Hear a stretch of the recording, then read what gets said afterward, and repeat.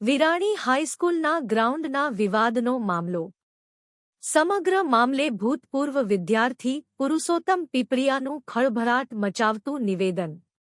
વિરાણી હાઈસ્કૂલના કોઈ ટ્રસ્ટીને દેવું થઈ જતા દુબઈ ભાગી જવાની પોસ્ટ બાબતે આપ્યું નિવેદન. કહ્યું, વિરાણી સ્કૂલના ટ્રસ્ટી જયંતી રાજકોટિયા પર કરોડોનું દેવું છે. જયંતી રાજકોટિયા હાલ વિરાણી સ્કૂલમાં ટ્રસ્ટી તેમજ મોરબી જિલ્લા ભાજપના પ્રમુખ પણ છે.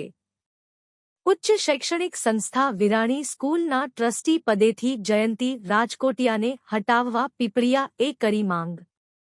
મોરબી જિલ્લા ભાજપ પ્રમુખ પર આક્ષેપ કરતા ખળભળાટ. વિરાણી હાઈસ્કૂલના ટ્રસ્ટી જયંતી રાજકોટિયા કે જેઓ અત્યારે દેવાદાર તરીકે એમની પોસ્ટ વાયરલ થઈ રહી છે. તેમને ઘરે લેણિયા તો જઈ રહ્યા હતા એવી પોસ્ટ પણ વાયરલ થઈ રહી છે અને તેઓ દુબઈ ભાગી જવાના છે તે પણ પોસ્ટ વાયરલ થઈ છે. આ પોસ્ટ સંદર્ભે મેં મારી પોસ્ટ મૂકી છે. પોસ્ટ મૂકવાનું કારણ એ છે કે વિરાણી હાઈસ્કૂલ છે એ રાજકોટની ગુજરાતની કેમ્બ્રિજ છે અને ખૂબ જ ઊંચી શાખ ધરાવતી વિરાણી હાઈસ્કૂલ છે. આ વિરાણી હાઈસ્કૂલના ટ્રસ્ટી કોઈ દેવાદાર હોય, વિલફુલ ડિફોલ્ટર હોય તો એ મારી દ્રષ્ટિએ વિરાણીની શાખ ઉપર વિપરીત અસર થનાર છે અને વિરાણી હાઈસ્કૂલમાં ભણતા વિદ્યાર્થીઓના માનસ ઉપર પણ વિપરીત અસર થાય. એટલું જ નહીં, રાજકોટિયા છે એ સંઘના અગ્રણી કાર્યકર છે. રાજકોટિયા છે એ ભાજપ જિલ્લા પ્રમુખ છે. તો મારી દ્રષ્ટિએ ભાજપની અને સંઘની શાખ ઉપર પણ વિપરીત અસર થઈ રહી છે.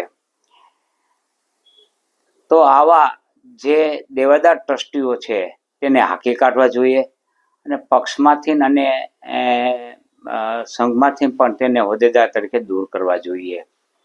વિરાણી હાઈસ્કૂલ એ શૈક્ષણિક સંસ્થામાં ઉચ્ચ શૈક્ષણિક ડિગ્રીઓ ધરાવતા શિક્ષણવિદો હોવા જોઈએ. એટલીસ્ટ 50%, 51% પ્રોફેશનલ શિક્ષણવિદો હોવા જોઈએ. તેને બદલે વિરાણી હાઈસ્કૂલ ટ્રસ્ટની અંદર મની લેન્ડર્સ,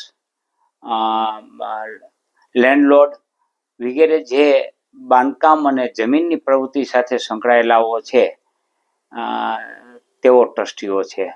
આપ જાણો છો કે અગાઉ વિરાણી હાઈસ્કૂલનું મેદાન વેચવાની પણ ફિરાદ થઈ રહી હતી અને તે વિરાણી હાઈસ્કૂલનું મેદાન વેચતું બચાવવા માટે વિદ્યાર્થીઓને ભારે જહેમત ઉઠાવી હતી અને સરકારે પણ આ અંગે ત્વરિત પગલાં લઈ અને વિરાણી હાઈસ્કૂલનું મેદાન વેચાતું બચાવવા માટે